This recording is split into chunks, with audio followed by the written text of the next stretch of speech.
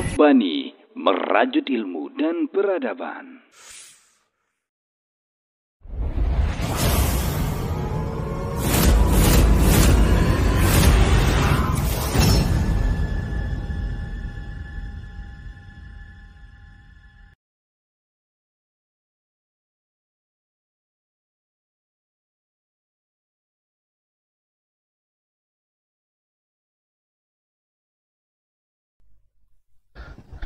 Bismillah. Assalamualaikum warahmatullahi wabarakatuh.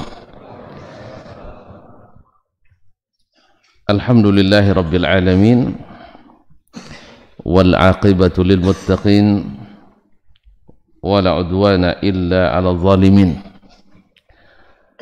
Ashhadu an la ilaha illallah wahdahu la syarika lah, waliyus salihin wa khaliqul khalqi ajma'in, ورزقهم وما من دابة في الأرض إلا على الله رزقها ويعلم مستقرها ومستودعها كل في كتاب مبين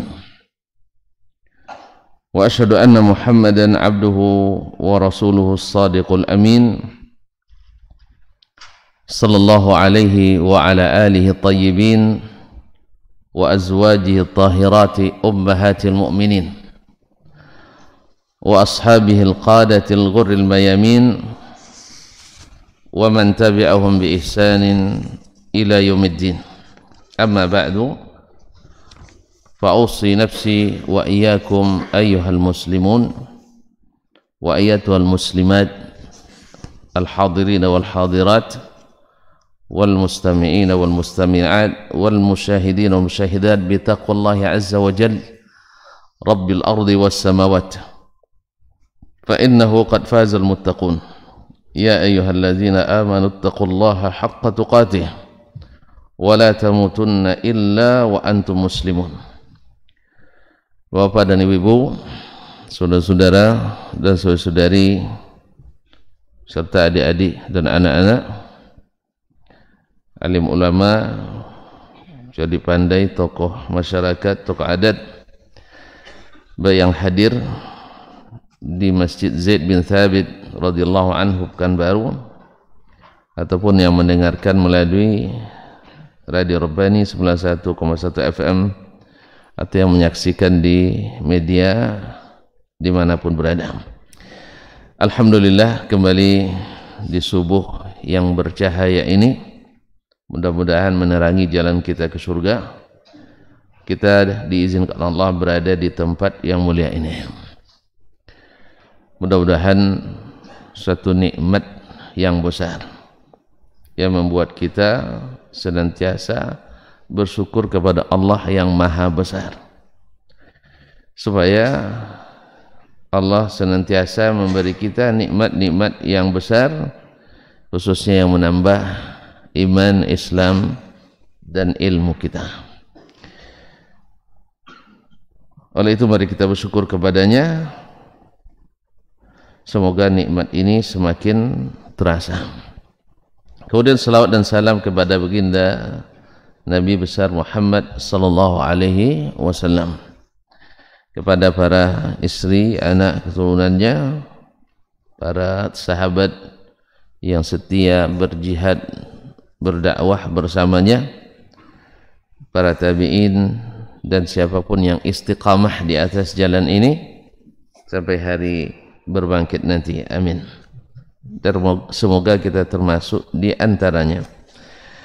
Ma'asyiral kiram dirahmati Allah, kita juga berdoa bagi orang-orang tua kita, ayah, mak kita, serta paman dan bibi kita, saudara mara kita, karib kerabat, handai tolan dan para sahabat, dan para guru, para ustadz, para kiai, para buyah dan nyai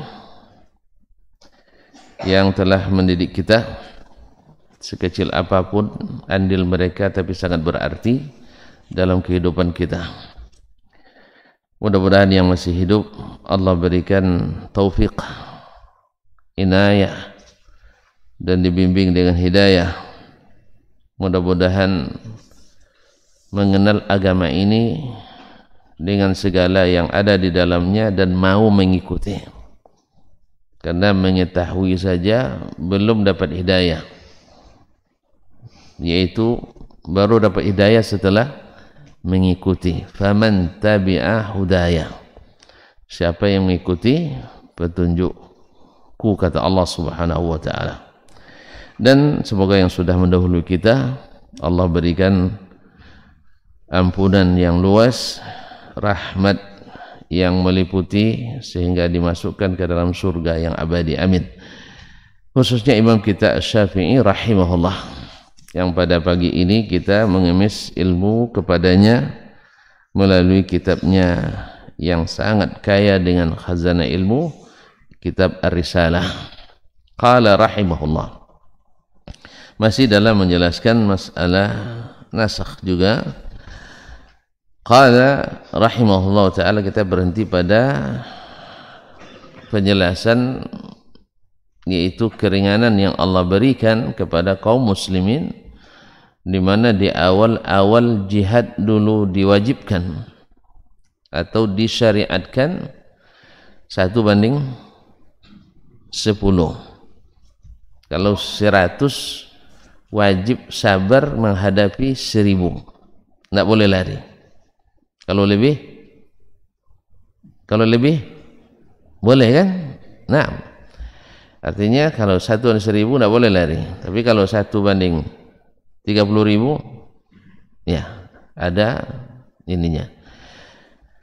Yang kedua, lalu Allah ringankan itu. Al-ana khaffafallahu ankum wa alima anna fikum dha'fa. Sekarang Allah ringankan dengan wa in kana minkum mi'atun sabiratun yaghlibu mi'atain, yaitu siapa, kalau ada di antara kalian yang sabar 100 maka bisa mengalahkan 200. Dan kita sudah dinukil juga kemarin oleh Al-Muhaqqiq perkataan atau nukilan Imam Asy-Syafi'i dari Ibnu Shubruma, bahwa beliau istinbat dari sini dalam masalah amar ma'ruf nahi mungkar. Artinya kalau 1:2 mesti sabar juga, head to head. Enggak, artinya mesti tidak ada uzur untuk meninggalkannya. Tapi kalau lebih dan dia khawatirkan, maka dia ada uzur mengingkari kemungkaran tersebut.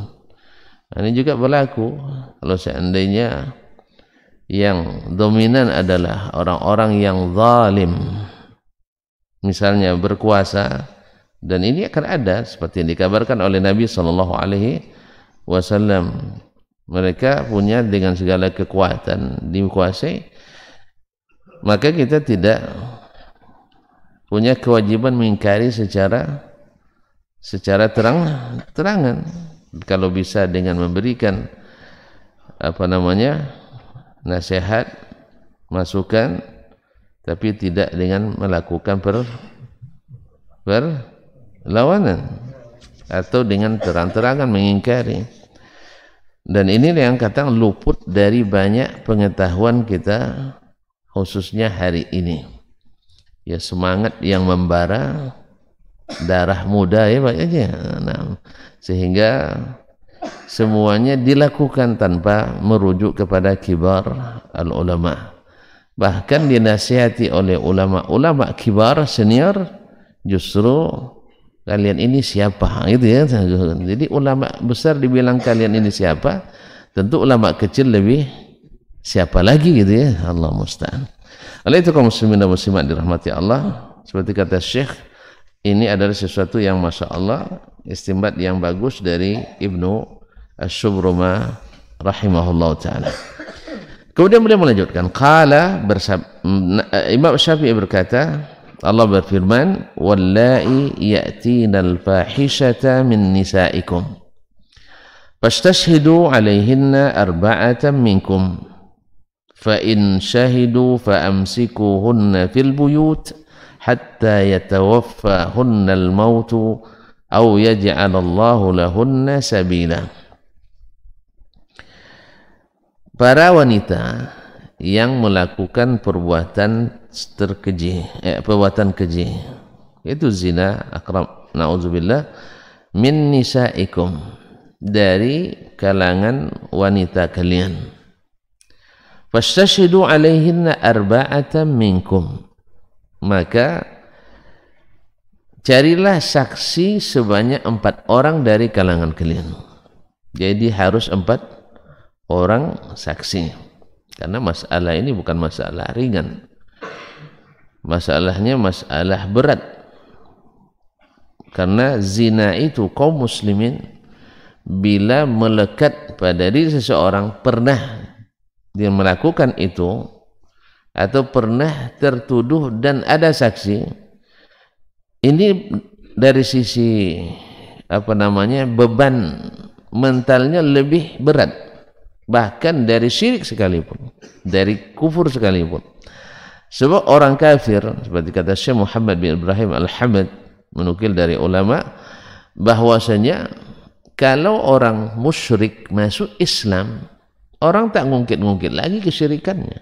Woi, itu mantan syirik itu tidak ada orang ngungkit lagi. Artinya dah bersih semuanya kalau sudah masuk Islam. Demikian juga orang-orang kafir, bila sudah bersyahadat, dia langsung jadi orang yang masya Allah bersih, bahkan lebih bersih pada yang sudah lama, dah lahir dari sebelumnya kan, lahir bukan Islam. Kadang lebih dimuliakan pula yang baru masuk Islam. Kadang sedih juga kita, kadang jangan sedih Pak, kita lebih beruntung, dia baru masuk Islam, kita dah lama. Jangan hasad ya, dia kan baru masuk, masa hasad juga gitu, kita sejak lahir dah dapat itu. Semoga husnul khatimah. Kadang-kadang kan bingit juga gitu kan. Nah, nengok orang baru masuk Islam diundang sana sini ya kan, awak dah lama masuk Islam, dah lama Ustaz tidak diundang sana. Nah, itu tidak boleh. Kita sebenarnya nikmat pada kita lebih banyak daripada nikmat yang dia dapat. Tapi itulah intinya, orang yang non muslim masuk Islam, orang yang non muwahhid masuk tauhid, ya kan? Orang atau dosa lainnya, mantan pencuri misalnya, masuk Islam, masuk Islam, bertaubat, meninggalkan profesinya itu, dia boleh dikatakan terhapus gitu, orang tak ungkit lagi. Tapi kalau coba zina, na'udzubillah, zina ini susah untuk dihilangkan, maka siapa yang terlibat di dalamnya tidak nyaman dia tinggal di tempatnya, makanya harus 4 orang saksi dan mesti melihat dengan mata kepala sendiri. Jadi ibaratnya kalau nampak tuh nak mengadu kan, tuan-tuan harus panggil orang dulu, yuk tengok gitu. Tapi jangan keasikan pula nengok. Artinya memang untuk harus melihat, tidak bisa hanya dengan perantara. Kalau tidak, kita kena nanti haddul qazf, had hukuman menuduh orang. Makanya kaum muslimin, makanya apa sebab? Karena masalah ini zina, masalahnya berat bagi orang yang tertuduh tadi, maka tidak boleh sembarang menuduh. Fastashidu alaihinna arba'atan minkum. Jadi kalau zina ini kalau sudah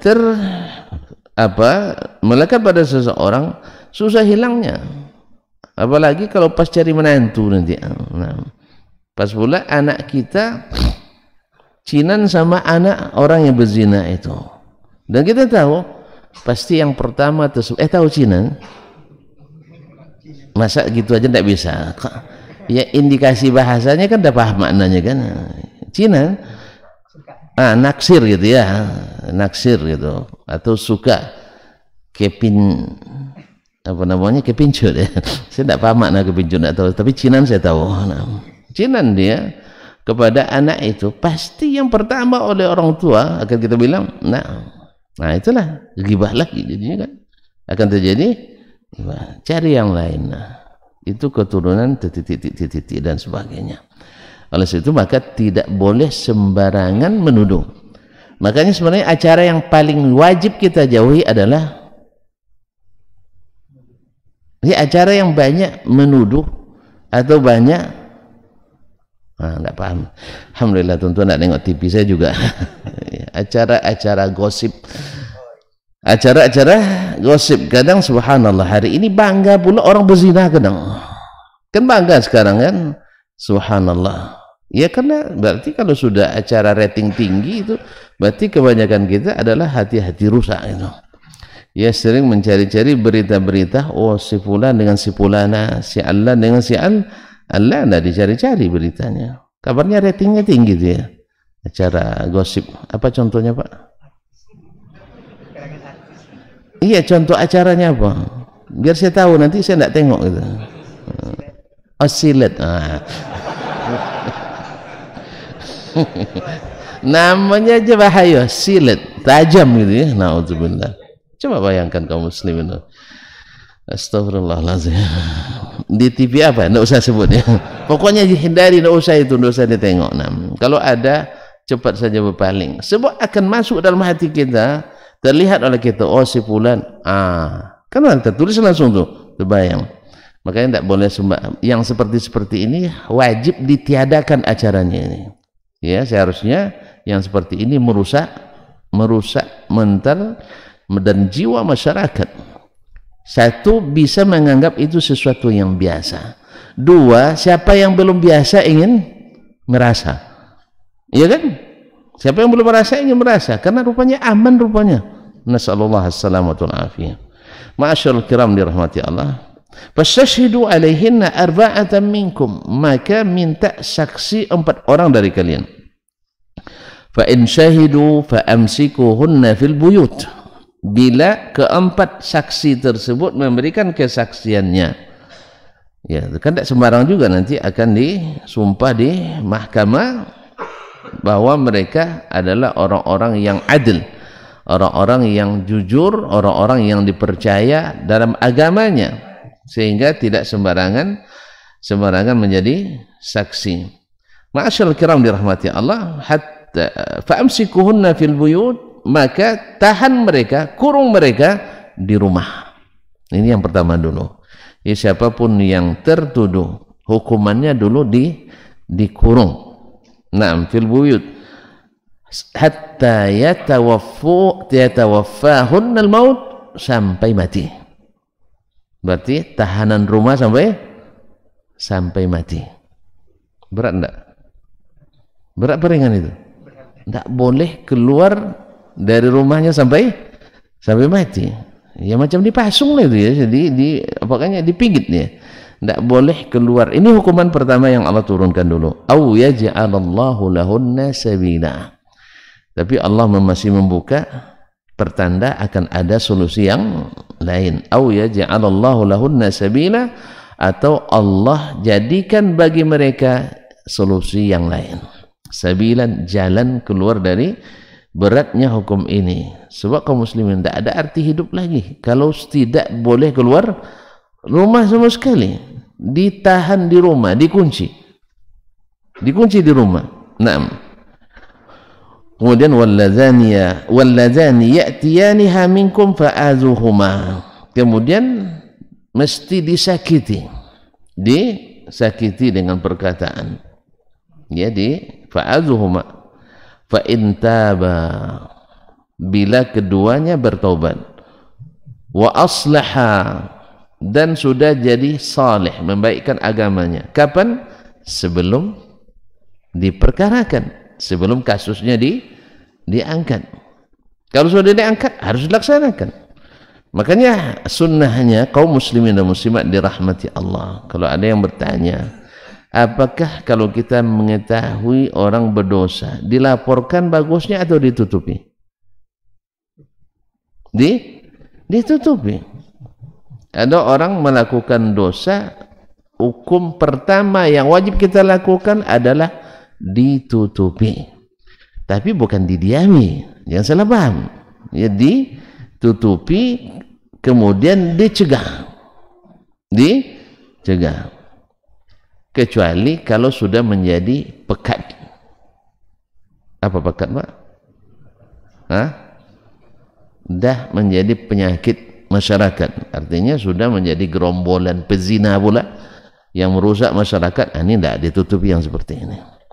Tapi yang orang yang sifatnya tersilap, bukan menjadi kebiasaannya, tersilap dia.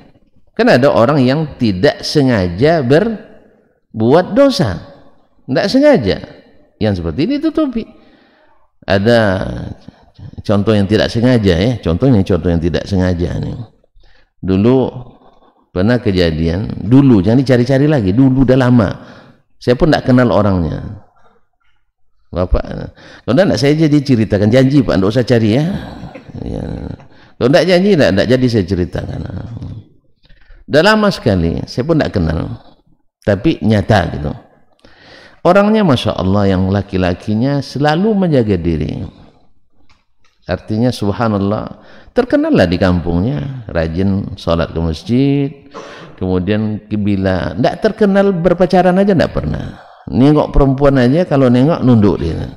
Kalau sekarang kan banyak nengok perempuan nyeruduk ya. Kalau dia tidak menunduk. Yang perempuannya pun Masya Allah jenis wanita muslimah yang hanifah, artinya orangnya santun. Pokoknya dua-duanya orang terkenal lah, salih salihah insyaallah ta'ala. Cuman ada tugas, tahu tugas? Ya, tugas yang mengharuskan keduanya pergi berdua. Ini juga para pimpinan ya, ini saya harap sekali ini para pimpinan yang beriman tentunya, jangan tugaskan anak buah kita berpasangan. Bahaya. Jangankan dia, ustadz aja bahaya kalau sudah berpasangan. Maka terus terang saya pernah minta ke pimpinan saya, tolonglah kalau bisa saya diberi, ya minta tolong saya. Yang saya bimbing itu mahasiswa saja lah, mahasiswi jangan gitu. Cuma itulah jawaban pimpinan kami dengan Buya aman katanya. Itu saya bilang, tuan-tuan aman, saya yang tidak aman. Saya tidak aman, saya bilang. Pasalnya tidak nyaman kaum muslimin dan muslimat di rumahnya. Ya kadang-kadang sering nak ngajak orang rumah pula untuk menemani. Tapi mana siap dia setiap hari kan? Itu masalahnya. Tapi akhirnya menampaknya permintaan ini susah dikabulkan orang nampaknya. Sampai harus saya jadi pimpinan kayaknya. Sebenarnya bisa diatur kaum muslimin dan muslimat dirahmati Allah. Tapi setidaknya ini permohonan saya ya, kepada yang punya wewenang. Permohonan yang namanya proposal boleh ditolak, boleh diterima. Kalau tidak diterima saya ajukan lagi. Ya, jadi tolong jangan dibuat mereka pergi berpasangan. Apalagi kalau hanya dua orang saja. Sebab kata Nabi SAW, tidak ada dua musafir atau tidaklah berkhalwat satu laki-laki dan perempuan kecuali yang ketiga syaitan. Laqad, rupanya Allah SWT memang subhanallah syariatnya ini sangat-sangat baik untuk diikuti dan berbahaya bila dilanggar.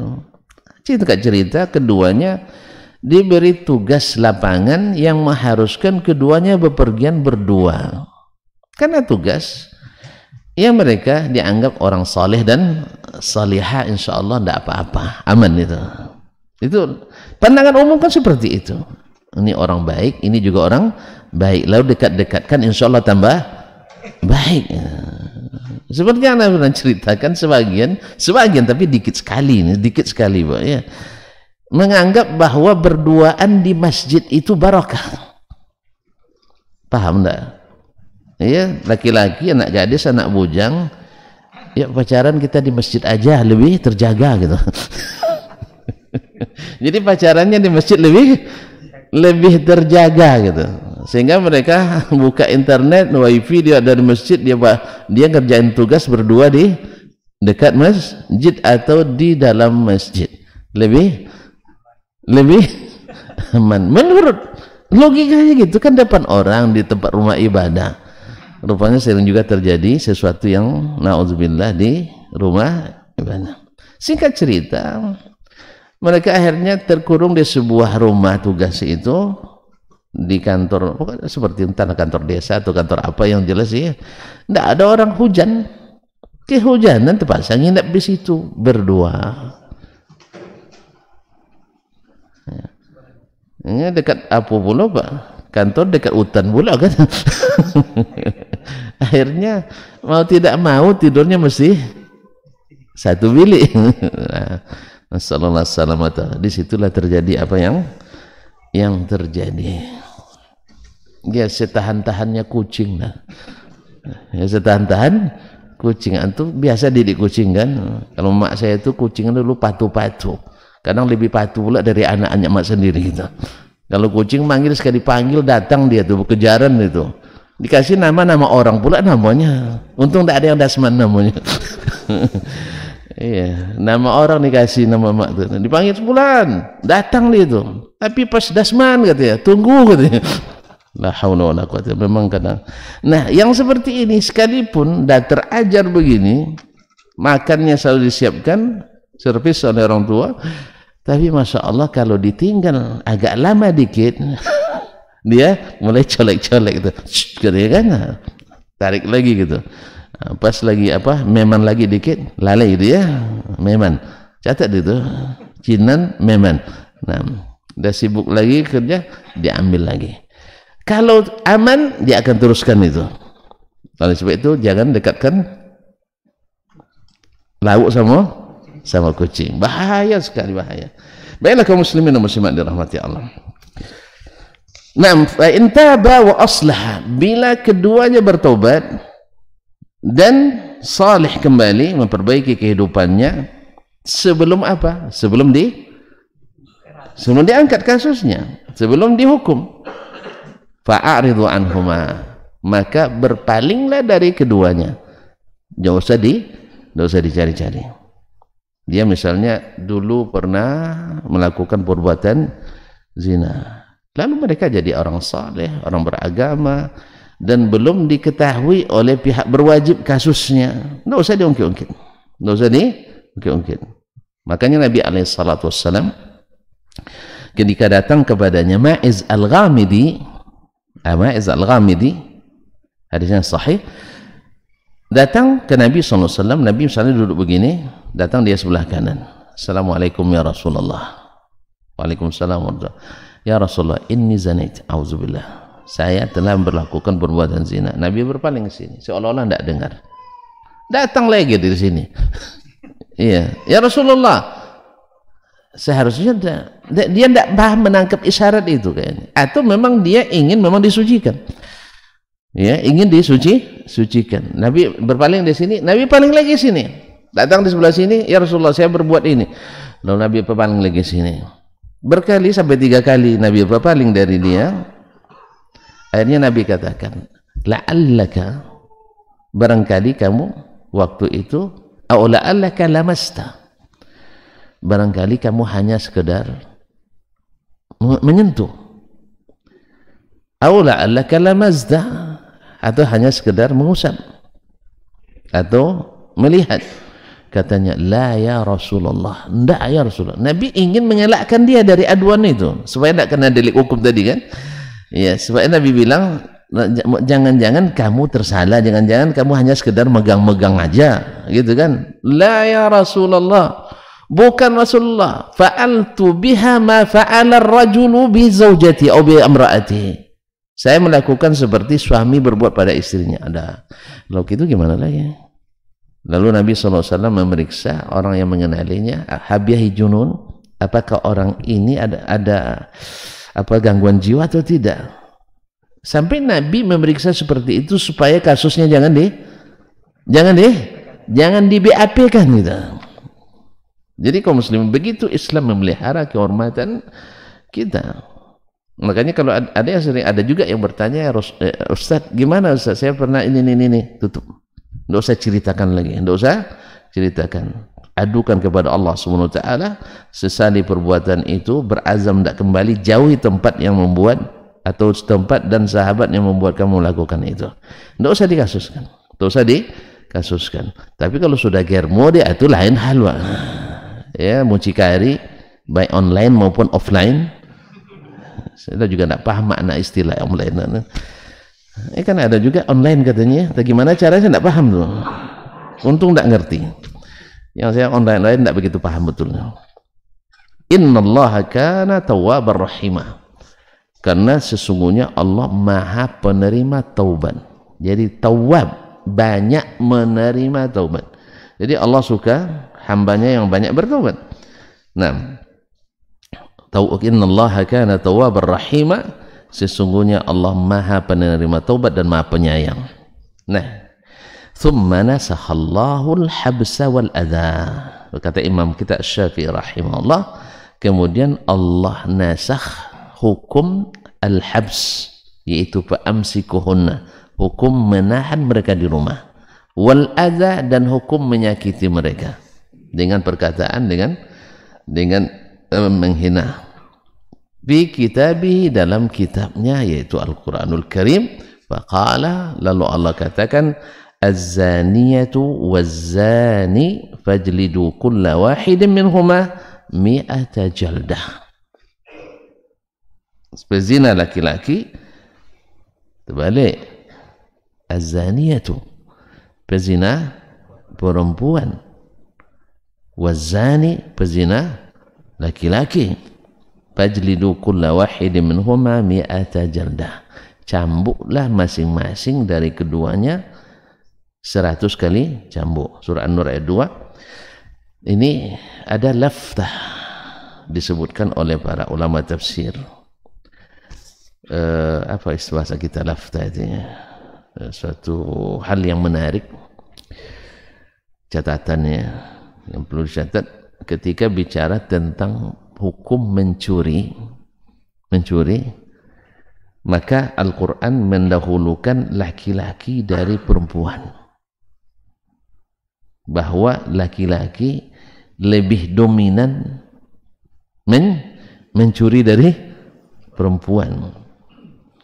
Dan saya pernah bertanya ketika ada seminar motivasi atau manajemen, pelatihan manajemen, saya tanya kepada motivatornya atau mentornya, apa sebabnya banyak di antara para pengusaha dan kepala-kepala instansi dan institusi cenderung memilih wanita sebagai, pertama, sekretaris, yang kedua sebagai bendahara. Apa kira-kira menurut Pak Edi? Apa kira-kira? Apa jawabannya? Karena perempuan menarik gitu ya. Lain pula begitu. Kalau itu memang umumnya begitu, memang alasan umum itu. Karena perempuan ya menarik diri sendiri untuk cepat ke kantor. Iya kan? Bayangkan itu. Istri marah-marah di rumah, yang nunggu. Istri tak bergaya di rumah, yang nunggu bergaya. Makanya siapa yang semakin cantik sekretarisnya semakin cepat ke kantornya, semakin lambat pulangnya. Nauzubillah. Kaum muslimin dan muslimat dirahmati Allah. Bukan itu alasannya, ternyata ada alasan lain. Wanita itu lebih penakut kalau bidang mencuri.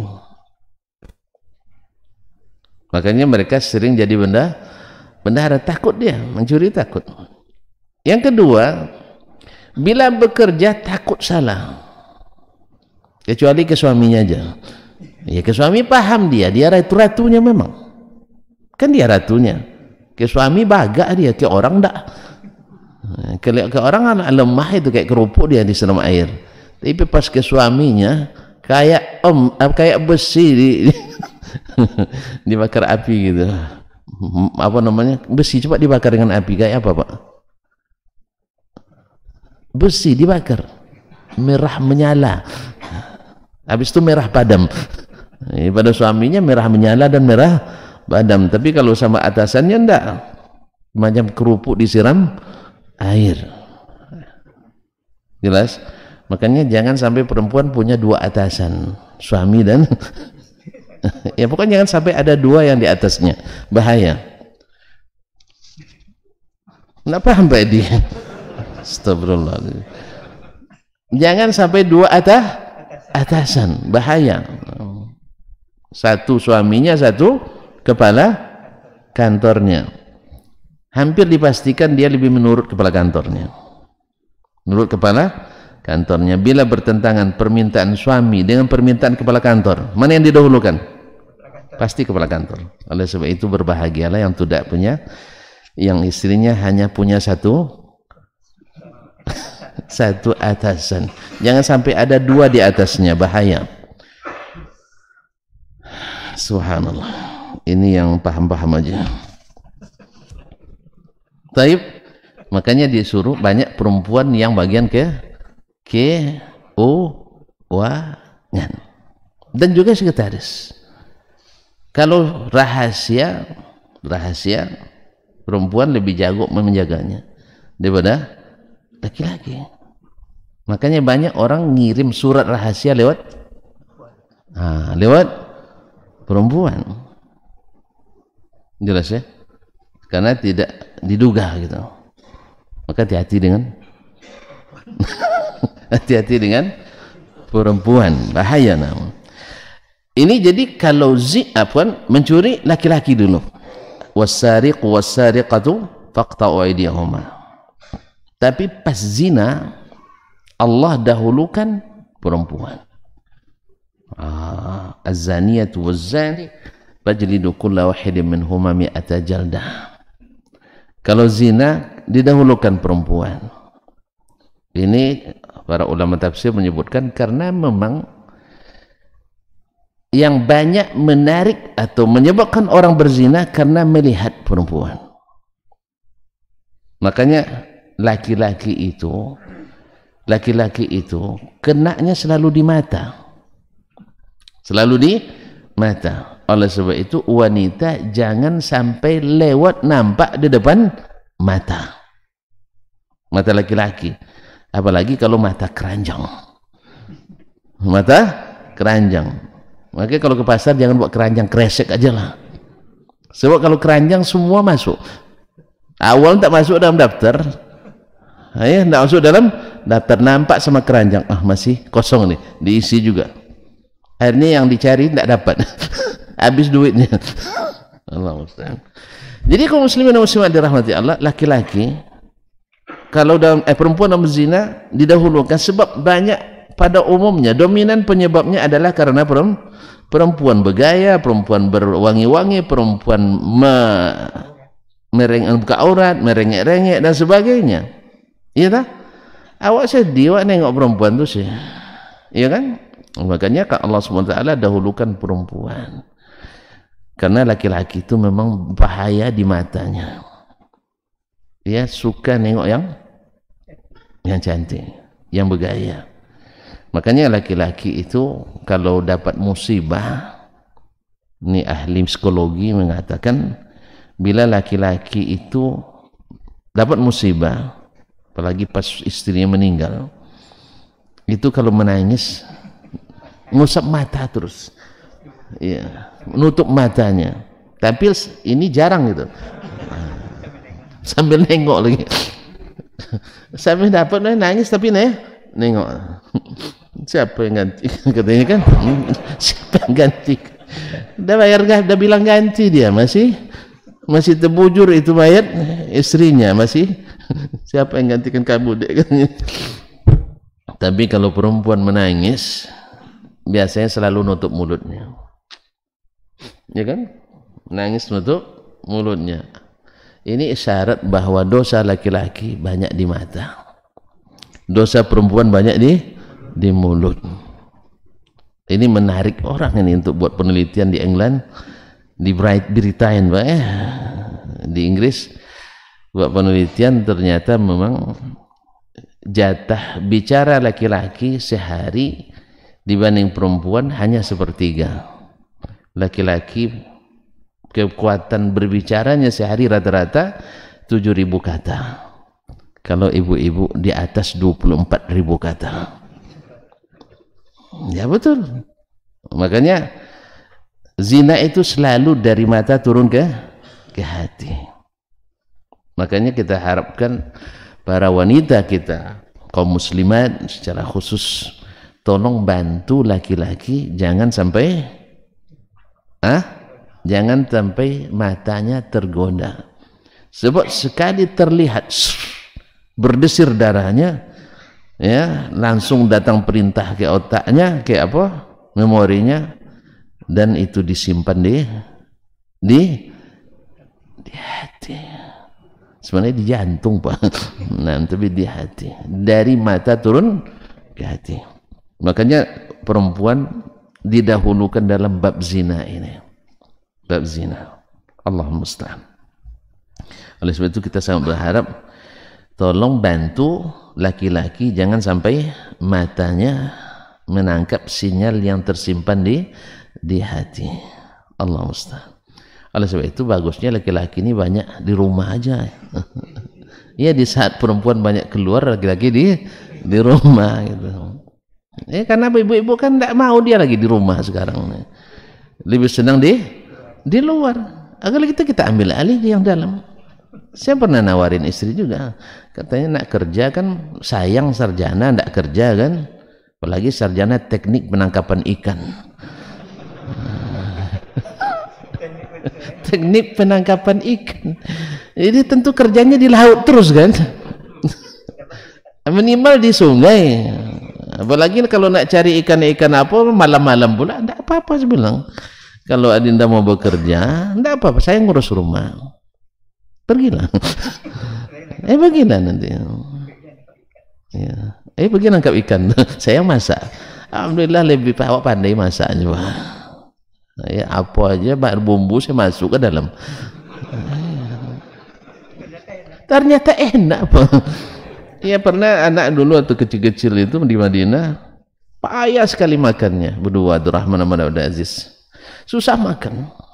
Lalu teman saya orang Uzbekistan, coba aja kamu masak, bikin nama yang tak pernah mereka kenali.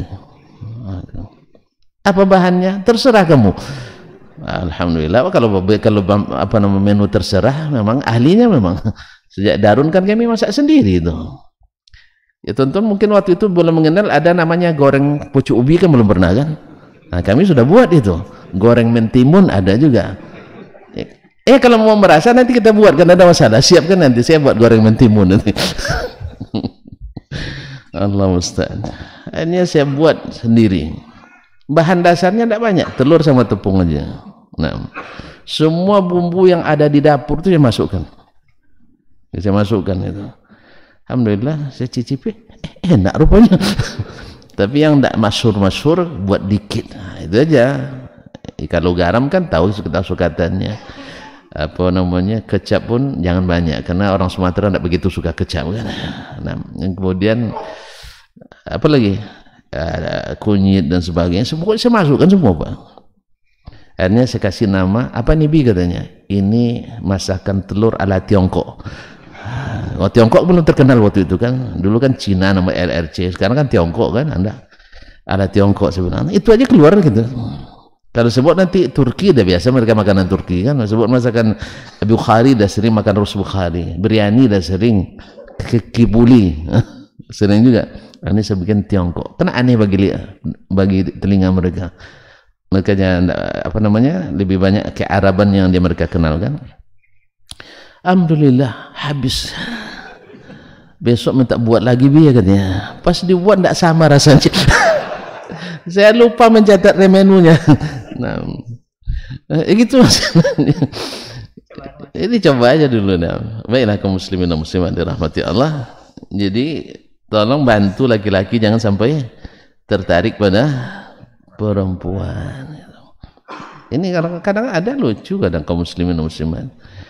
Iya, karena asiknya kadang-kadang istri kita berteman dengan teman perempuannya, terceritakan pula ke suaminya bagus perangainya dan sebagainya. Kawan khusyuk pula mendengar cerita. Akhirnya setiap hari dia ngungkit-ngungkit terus, gimana temanmu. Akhirnya tersebutlah berita, rupanya masuk juga ke hati cerita itu. Lama-lama coba-coba nelpon kadang. Akhirnya cinan pula suaminya pada temannya tadi. Setelah itu baru dia ngadu, Ustaz gimana caranya? Teman saya Ustaz nak dilamar oleh suami saya. Saya bilang bagus sekali. Iya kan? Kan teman Ibu suka sama dia, sama teman itu, senang sekali, bagus sekali, jadikan lebih akrab, lebih akrab. Tak bisa, gimana cara? Masalahnya bermula dari sana tadi, teman. Dan sering pula diajak ke rumah, diajak pula duduk sama suami. Di situ mulai, apa namanya? Mulai cinan tadi. Allah musta'an. Baik kaum muslimin dan muslimat dirahmati Allah. Jadi laki-laki dimencuri didahulukan, tapi perempuan dizina didahulukan. Sebab memang banyak sebabnya kembali ke perempuan. Kalau dia mencuri banyak sebabnya kembali ke laki-laki. Allah Ta'ala alam. Intinya yang tadi perempuan yang berzina terbukti atau dengan saksi 4 orang lalu ditahan di rumah sampai mati dan disakiti. Sekarang Allah ringankan. Thumma nasakhallahu al-habsa wal adha. Allah nasakh hukum menahan dan hukum menyakiti dalam Al-Quranul Karim. Az-zaniyatu waz-zani fajlidu kulla wahidin minhuma mi'ata jaldah. Pezina perempuan dan pezina laki-laki cambuk masing-masingnya 100 kali cambuk. Padahal berkata Imam Asy-Syafi'i rahimahullah, fadallatis sunnah ala anna jaddal mi'ati lizzaniyainil bikrain. Maka as-sunnah an-nabawiyah ala sahbihi as-salatu wassalam, maka as-sunnah an-nabawiyah menunjukkan atau membuktikan menjadi dalil bahwa menjilid atau mencambuk 100 kali itu atau cambukan 100 kali had itu dikenakan kepada pezina yang masih perjaka atau perawan. Kalau perjaka ting-ting namanya, kalau perawan tidak ada ya. Ting-ting juga. Saya tidak tahu juga makna ting-ting, saya tidak tahu. Apa maknanya Pak?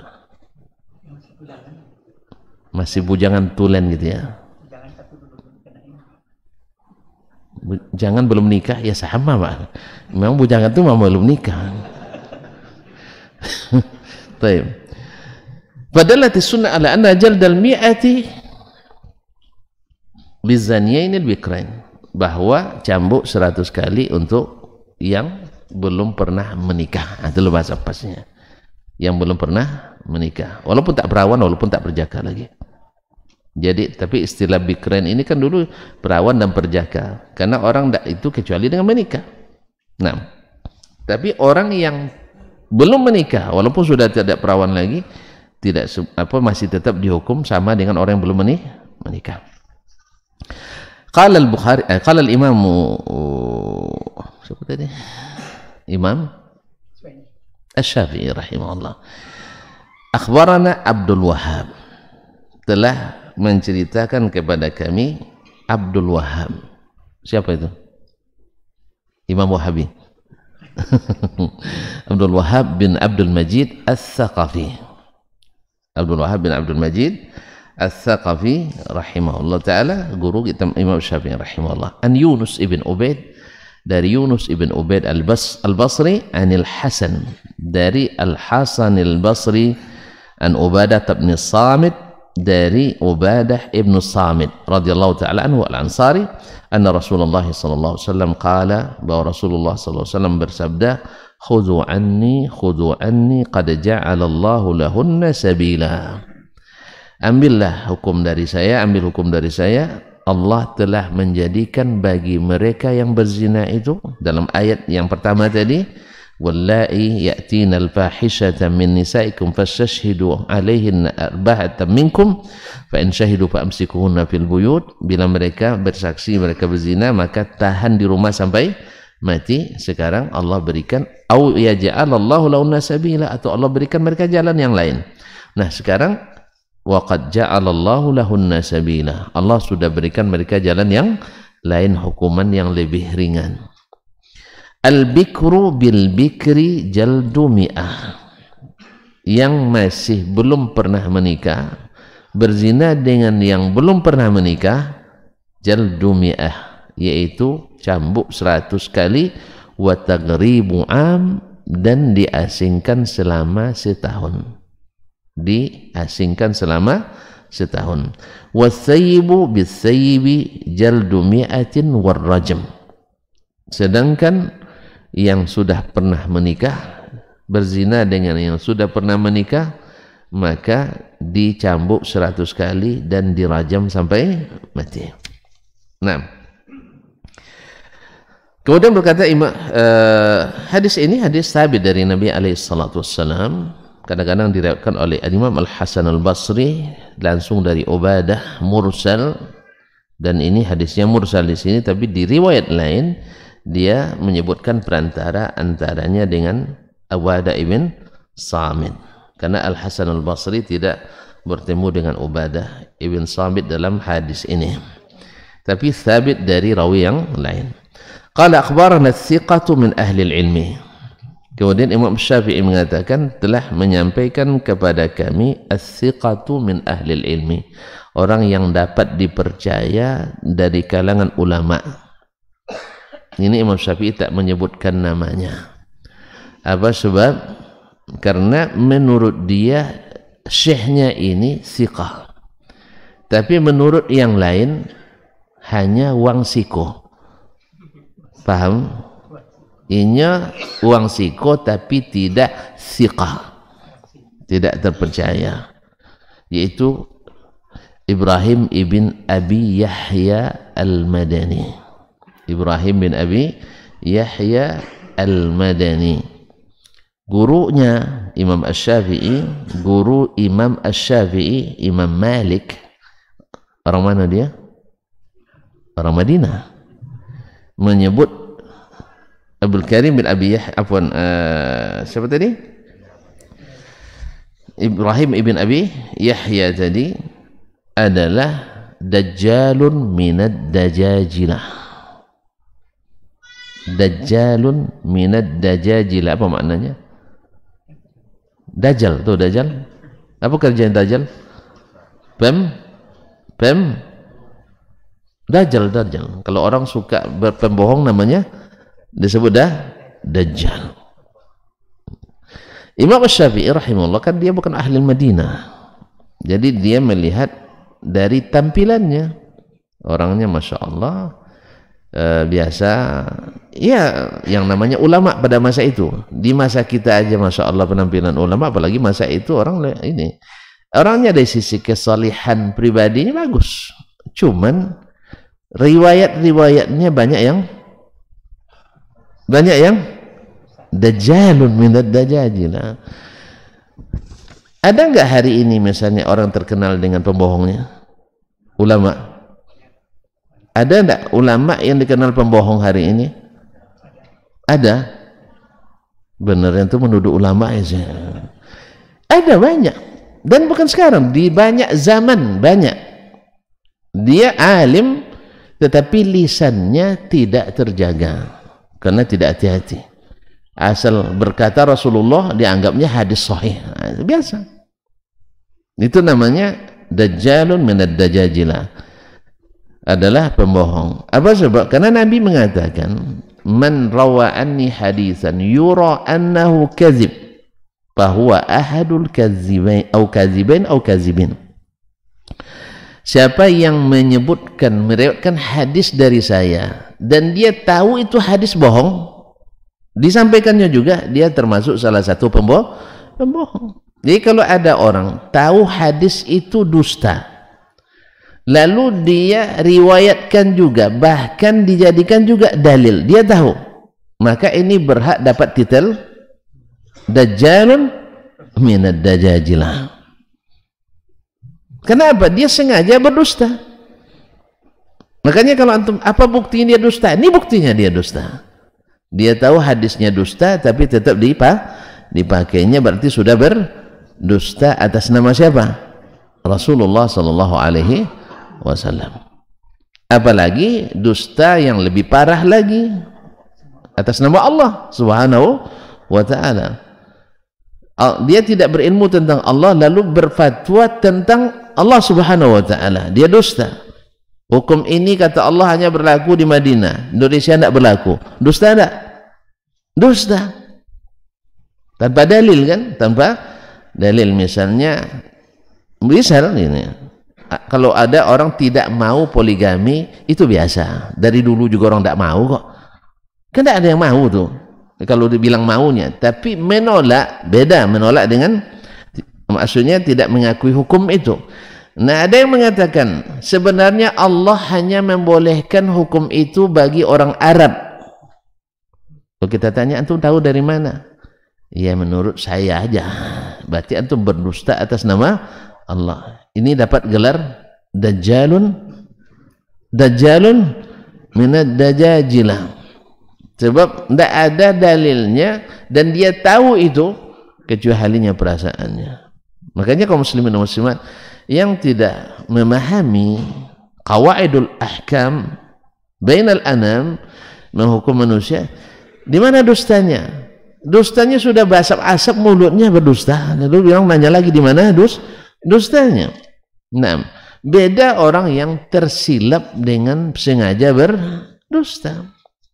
Kalau misalnya ada ulama hadis silap dia menghukum hadis, di kitab ini dia sahihkan, di kitab yang lain dia hasankan. Sebenarnya antara hasan dengan sahih tidak bertentangan. Nah, siapa yang paham ilmu hadis, hasan dengan sahih tidak bertentangan, karena ulama dulu menggolongkan hasan ke sahih. Kan istilah hasan sahih itu belakangan adanya kan. Imam At-Tirmizi dan Al-Khattabi yang pernah mengisytiharkannya. Ala kulli hal, ini tidak disebut dengan bertentangan. Atau bolehlah dia di sini dia sahihkan, di sana dia dhaifkan. Boleh silap, boleh tersalah. Mungkin tersalah enggak? Mungkin tersalah. Atau mungkin berubah ijtihadnya. Misalnya fatwa Imam Syafi'i di Baghdad dengan fatwanya di Mesir berbeda. Di sana enggak boleh, di sini boleh. Fatwa berbeda, tempatnya berbeda. Tak pernah orang mengatakan ini sebagai pertentangan antara Imam Syafi'i sendiri. Tanaqudatus Syafi'i. Beginilah perlunya kedewasaan ilmu itu.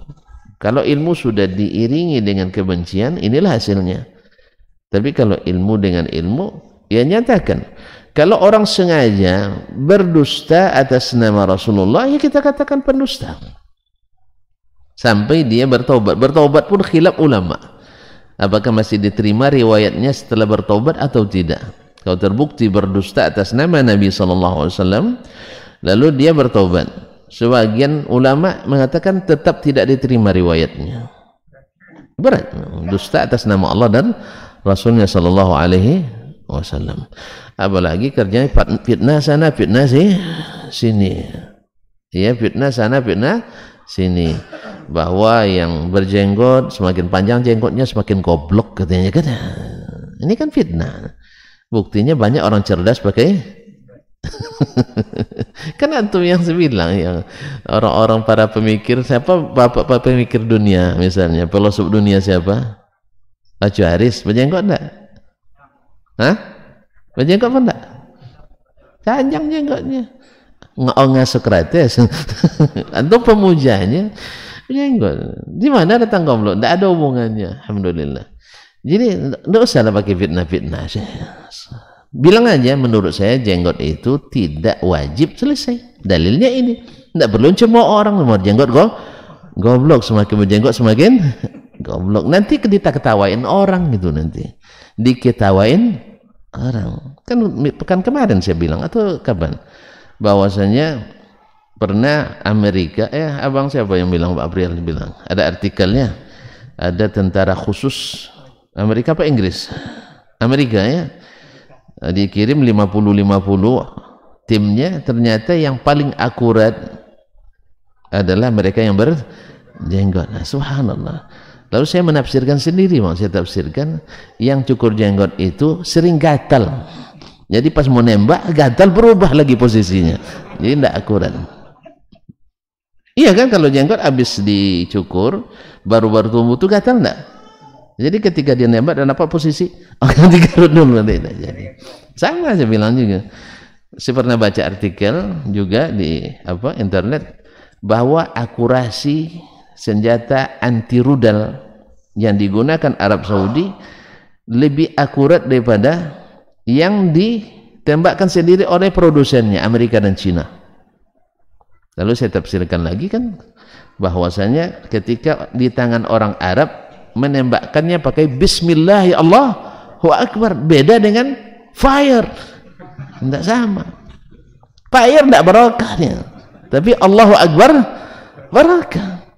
Makanya akurasinya lebih tinggi daripada produsennya sendiri. Jadi bisa saja senjata diproduk oleh orang, tapi lebih hebat di tangan orang lain. Dengan apa? Bismillah. Makanya jangan lupa baca bismillah. Pokoknya semuanya pakai bismillah. Jelas? Kalau jelas berhenti kita. Enggak, belum lagi, Pak. Baik, kaum muslimin dan muslimat dirahmati Allah SWT. Teruskan. Cukup panjang, enggak diteruskan, sayang. Teruskan aja lah. Sedikit lagi, Pak. Ya? Nah, insyaallah. Tapi besok aja. Hah? Nah, cukup baju aja lah. Nanti kita, nah kita sambung besok insyaallah. Karena ada urusan lepas ini dan tuan-tuan kayaknya juga lebih banyak urusan, iya kan? Kita sambung besok ya. Jadi hasil hari ini bahwasanya Allah SWT di antara contoh hukum yang dinasakh dan dalil nasakhnya ada dalam sunnah. Dalil nasakhnya ditunjukkan oleh sunnah Nabi SAW. Ayatnya ini ada yang menasakh tapi dibuat dalalahnya oleh sunnah Nabi SAW ada tentang had orang yang berzina. Akramanillah wa iyyakum. Bila terbukti dulu ditahan di rumah sampai mati, kemudian disakiti, ada terampi mentalnya, dihina dan dicaci boleh itu, disakiti. Lalu Allah SWT di ujung ayat au yaj'alallahu lahu nasabila, isyarat dari Allah akan ada hukum lain, atau Allah berikan bagi mereka jalan lain dari hukuman ini. Berat ini, sampai mati tidak bisa ngapa-ngapain, berat kan? Nah, walaupun dikasih makan, penjara seumur hidup juga, Pak. Mungkin sebagian orang lebih milih hukum mati daripada penjara seumur hidup, tersiksa. Maka kemudian sunnah menunjukkan